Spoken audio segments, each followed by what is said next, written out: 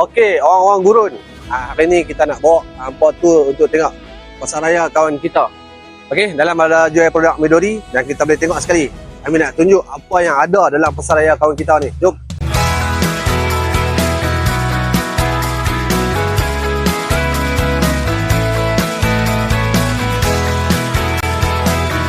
Okey, orang-orang gurun. Dekat sini kita menyarak Midori. Kalau anda tengok dekat bahagian atas ada convenient.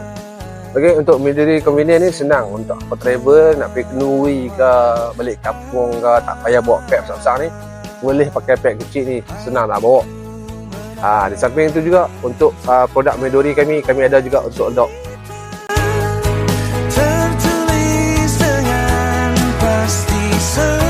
Okey, yang mana yang tak biasa try lagi produk Midori Adopt Pants kita ni. Okey, sini saya nak terangkan sikit je. Anda boleh dapatkan di pasaraya kawan kita gurun ni. Midori Adopt Pants ni kita buat extra nipis untuk tuan-tuan dan perempuan, mak ayah, ibu-ibu, kakak-kakak, abang-abang. Dia punya ketebalan 0.4 mm. 0.4 cm ataupun bersamaan dengan 4 mm nipis. Sangat nipis. Kalau orang fikir nipis ni serak tak banyak. Nipis yang kita buat serak banyak pasal kita gunakan kapas yang berkualiti, kapas yang sangat lembut. Satu, di pinggang sangat selesa.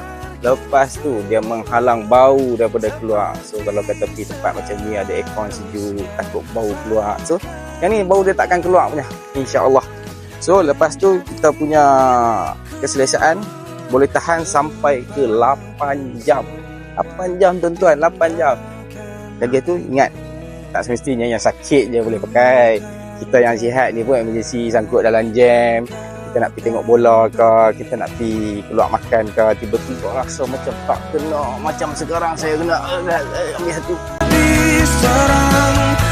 Okey, orang gurun, selain pada produk Midori kami yang ada dalam kawan kita ni, okey, kawan kita ada macam-macam.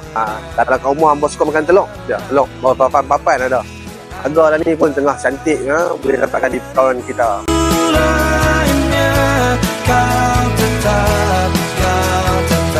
Okey, untuk pasaraya kawan kita boleh dapatkan buah-buahan segar, sayur-sayur segar dan juga bahan basah segar. Ada siput-siput, udang, sotong, sampailah ke ayam.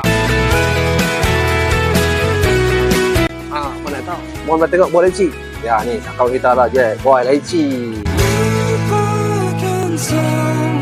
Napaikan pandangan pilihan anda di pasaraya kawan kita gurun. Hampa boleh main seisi keluarga.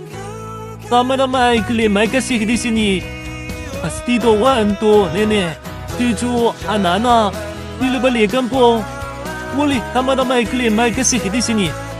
Pasti jangan lupa dapatkan produk kami Midori. Jangan lupa mai kat kawan kita Cawangan Gurun. Bye.